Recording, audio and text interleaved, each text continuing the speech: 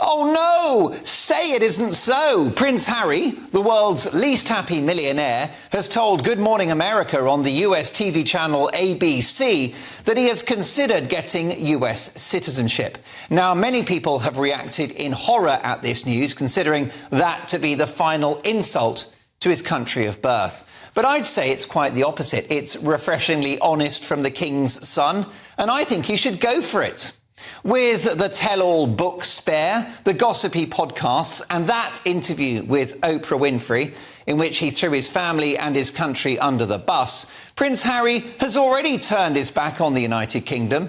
He's made his bed, and I think it's a tremendous idea that he should lie in it. America, you are welcome to have him. Now, it's hard to be sure who exactly was behind the original move to the United States in what became known as Megxit. But it wouldn't take a genius to work out that his wife Meghan will have been instrumental. But sometimes I think that Meghan gets too hard a time and has to carry the can for the actions of her moaning other half.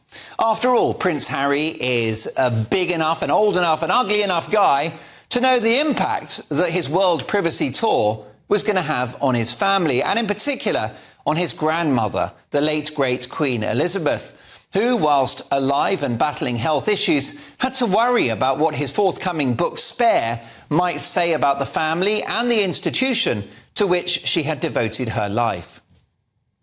It was Harry who torched his relationship with William by revealing intimate personal details about their relationship, including a fireside punch-up, and by allowing his lovely wife Catherine to be cast as a less than lovely sister-in-law. Ultimately, it was Harry that left Britain. It was Harry that left his family. Harry wrote the books, Harry made the TV shows, and Harry did the podcasts. The end. Which is why I think it's the perfect solution that Harry becomes an American. He'd be the biggest British export since the Beatles. Let it be, Harry. And let's see how long the Americans will put up with his tired tunes. Now, to be fair to Harry, he'll be putting his money where his mouth is. There's no clearer message that you've had enough of your country than to change nationality. And no doubt his partner Meghan will be punching the air with joy with the final Megxit die cast. Harry, a US citizen, never to return to his homeland. The transaction complete. However, I suspect that there is one factor that's keeping Harry and Meghan from making this move and renouncing his UK citizenship: those lovely royal titles. Because whilst the couple have railed against stifling royal protocol and their terrible treatment at the hands of the royal family, they seem strangely keen on hanging on to the title of Duke and Duchess of Sussex. And I can think of a few million reasons why. It is their meal ticket. If Harry becomes an American citizen, he'll be forced to lose those titles, and with them, the status, the prestige and the megabucks deals, which is why he'll probably be clinging on to that blue British passport of his for the foreseeable future. So, should he stay or should he go? It's all academic at this stage. It's my view that whatever his nationality, sadly, Harry is on a passport to hell.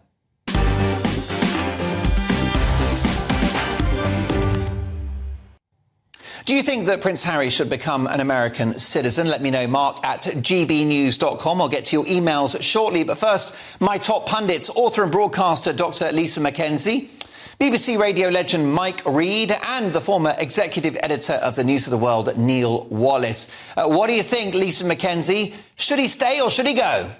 Well, do you know what? I've thought this for years and years, many years actually, that the royal family would be far more suited in America than they are here. You know, they could go to Disneyland, they could live in the castle, they're really good at waving. I've always actually thought that the royal family, all of them, should go to live in Disneyland. Well, because America is built for celebrities, isn't it, Lisa? Yes, it is. And, do I really care what Prince Harry does? Not really.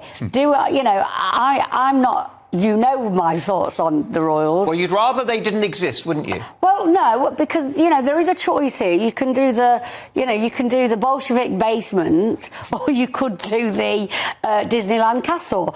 And I would always go for the Disneyland castle. You know, I've had many debates in anarchist circles about this, and I've always gone for sending them to America. You know, let them do lots of waving, all the good stuff that they like to do. So, yeah, I agree with you. Let him go, and hopefully the others go as well. Mike Reed, it's a dilemma for Prince Harry, isn't it? Because he loves America now, his life is there, and I think it would probably go down very well stateside. It's a very patriotic country. If he was to be an American citizen, it would make him more popular there, but less popular here. Yeah, I think it's a canny plan. I think the royals know what they're doing.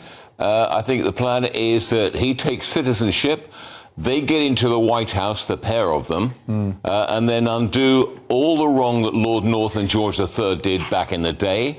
We reclaim the states, make it a colony again, and as we did back in the day, Virginia, we named that Pennsylvania. So Arizona, I think, would be rather good. We could give them Arizona and they could live there. I love that idea. That's great. So Prince Harry is the ultimate Trojan horse. Let's take back America, although these days I'm not sure I'd want it. Listen, Neil Wallace, what do you think about this story?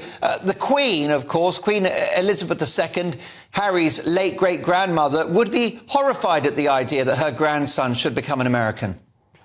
Well, I think that is true. Pardon me. I'm with Mike, actually. I think Mike's got it pretty well taped there. Where Harry's concerned, get rid of bad rubbish, basically. He's done damage to this country. I think their shtick will run out very quickly in America. I think this is just another attempt to try to reinvent himself. Is Britain going to suffer from losing him? I don't believe so.